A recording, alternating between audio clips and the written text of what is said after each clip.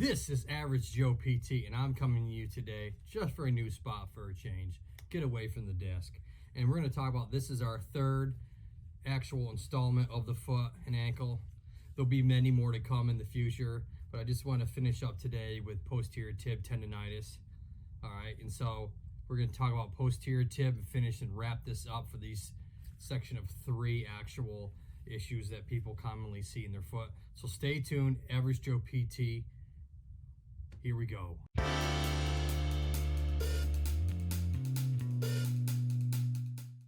All right, let's just start with the basics here with the foot. Now, I showed you last time how that tarsal tunnel nerve comes down on the inside and comes around and goes underneath the foot, and that can cause some issues. So today we're going to represent the tendon with this red rubber band. And so that tendon does the same thing. It comes up down from that mid part of your shin, that tibia bone, then wraps underneath and then attaches at this side of your foot. All right, and so that is the main tendon that helps support the arch or makes up the arch of the foot. So when that thing gets inflamed, it's very hard to calm down. All right, we'll talk about some home remedies that you can do to help reduce some of that pain.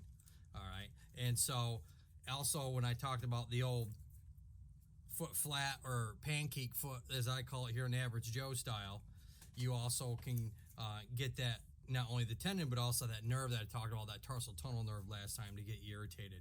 So that starts with the muscle belly up on the shin here on this tibia, comes all the way down, wraps around underneath the front part of your foot, and then wraps down on the bottom. So that's the actual origin and insertion of that tendon. So give you a nice little close-up. Boom, here's a nice shot of it coming underneath that bone on the front called the malleolus. So here we go. Going to give you some Average Joe types of treatments that you can do at home to help reduce posterior tib issues. All right, so I'm back. Here's some treatment techniques, Average Joe style. Average Joe PT here. First thing is always, like I said last time, tape, tape, tape, tape, tape. All right. And essentially you're doing the same thing as you did last time when you want to unload that nerve and give that nerve a break with this type of tape. All right, now don't use Scotch tape or something like that. You got to get this Luco tape or Meccano tape or brown tape that's very rigid. Okay, it's very tough. It's not elastic.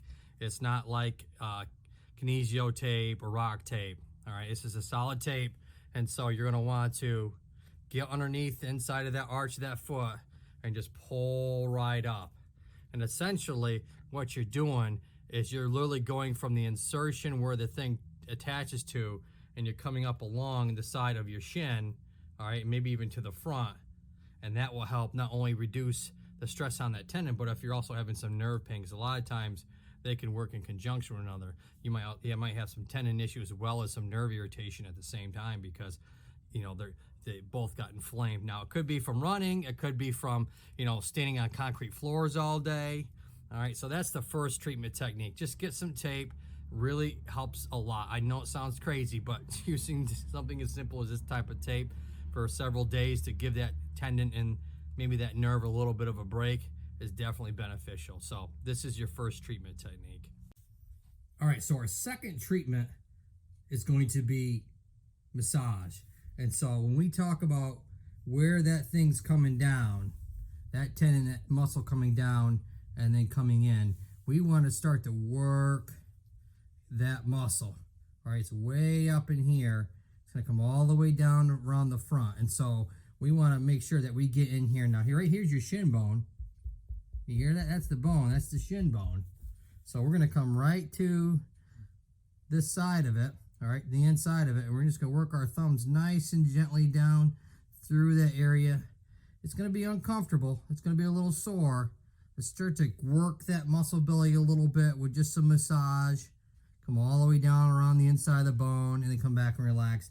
You might even want to get some cream so that it glides a little bit easier. But you're going to want to work this muscle, all right, for at least a good 1 to 2 minutes. Nice and easy, all right? And that'll be your second treatment.